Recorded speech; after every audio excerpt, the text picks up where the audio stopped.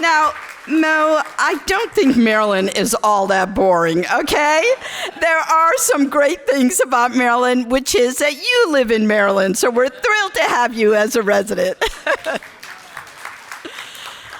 So I understand that Mo is a pretty funny guy. So Mo, I got a joke for you about engineers, okay?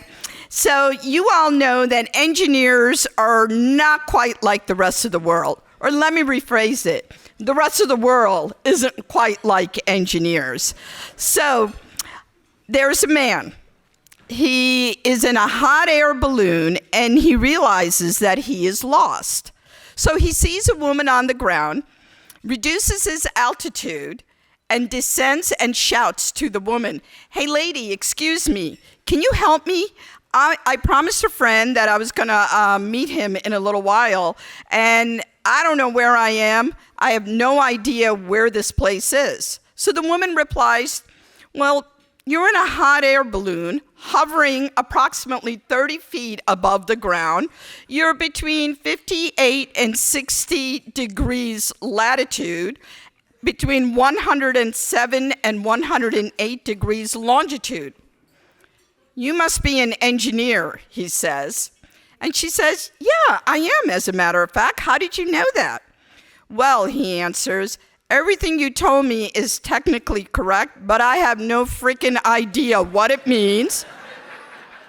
And the fact is that I'm still lost. And frankly, you know what, lady? You weren't very helpful. If anything, you delayed my trip."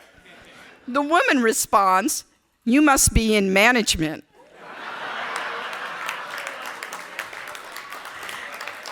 And he says, "I am. How did you know that?" Well, said the woman, "You don't know where you are or where you're going. You have risen to where you are due to a lot of hot air. You made a promise which you have no idea that you're going to keep, and you expect people beneath you to solve your problems. And the fact is, you are exactly the same position you were in before we met. But somehow, it's my fault?" So that's the difference between engineers and the rest of the world. Good evening, American Society of Mechanical Engineers. I am Aruna Miller, Lieutenant Governor of Maryland, and I am a proud engineer.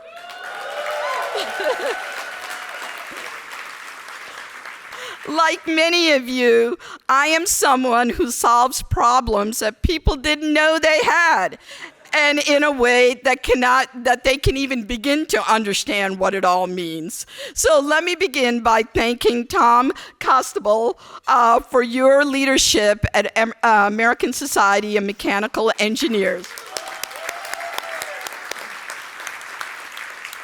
Thank you to my dear friend, Debbie Harrington, who invited me here today. And let me tell you, if you all don't know who Deborah Harrington is, she is a dynamo. You need to get to know who she is. Thank you.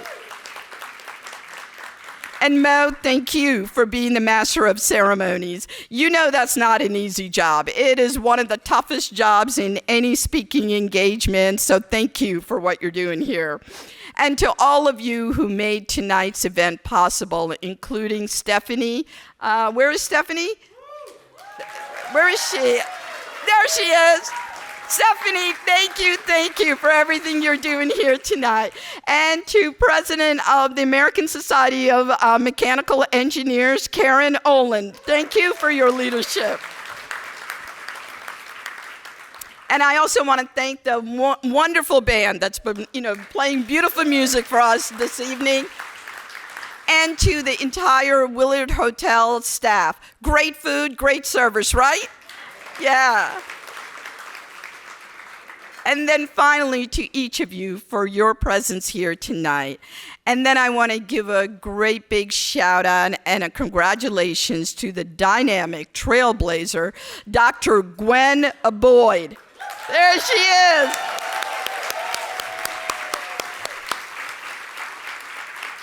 I mean, the list of titles she has is unbelievable. Let me just start with a few. An engineer, a mechanical engineer to be specific, a reverend, the first Black woman to earn a master's in mechanical engineering from an Ivy League, Yale University to be exact. And the first female president of Alabama State University. I mean, that is just simply amazing. Now, I know that tonight's theme is about reinventing the future, but you cannot reinvent the future if you don't know your past. And I want to tell you a little bit about my past. And it all started when I came to this country and I was 7 years old. It was February 1972, and I'll never forget stepping off the airplane in my dad's arms. And I looked into the airport and I see a sea of people, hundreds and hundreds of people in the airport. And I looked there and I said, holy moly, I love this country. Look at all these people waiting for my dad and me to arrive to the United States. Right? I mean, I was so excited. And then I got even more excited when I thought everybody was throwing confetti to further welcome us. Turns out it wasn't confetti, it was snow. And I'd never seen snow before in my entire life. But here's the thing, folks. I have never, ever stopped being excited about the great promise of America, the great ways in which we can build a future that is more equitable for the populations, behind us and, beside us. And that's exactly what we need to do. And because I love this country so much, I decided to dedicate my entire life to public service, my adult life. That's what I've been doing because it's a great way to pay it forward. And tonight, again, as we celebrate reinventing the future, what does that mean? That means that each of us in this room has a responsibility to disrupt status quo, to challenge conventional wisdom, and to ignore the critics, the cynics, and the naysayers who'll put you down, hold you down, and tell you you can't do what it is that you want to do. But each of us have a responsibility to make sure that we don't listen to that. And in fact, not only do we try to strive to be better than we are today, but more importantly, we got to make sure that we do it for others who don't have the same opportunities that you and I have. So I want to tell you a little bit about in the many ways that Governor Westmore and I have done this already. Governor Westmore in November 2022 was elected as the first Black governor in Maryland's history.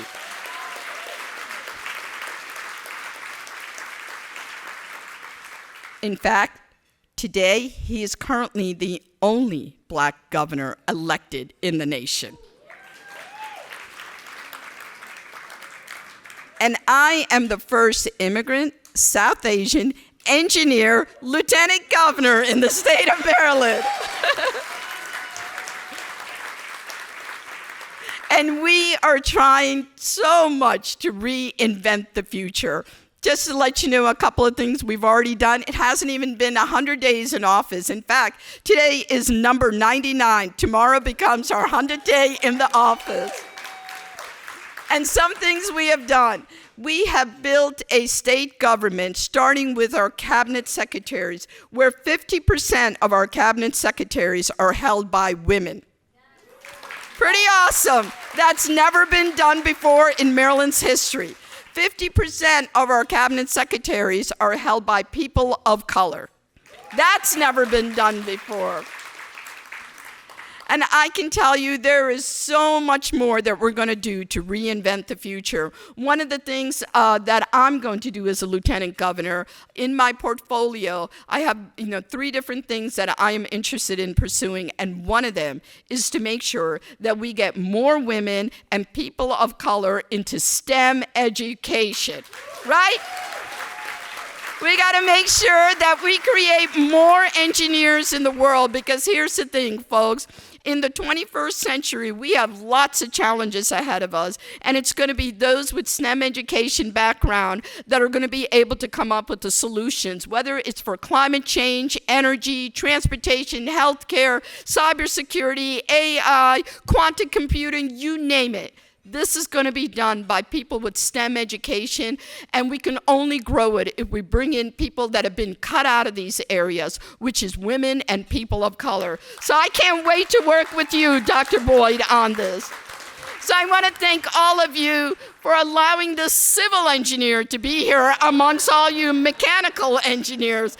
Thank you, Tom. Thank you, Mo. Thank you to each and every one of you for what you're doing.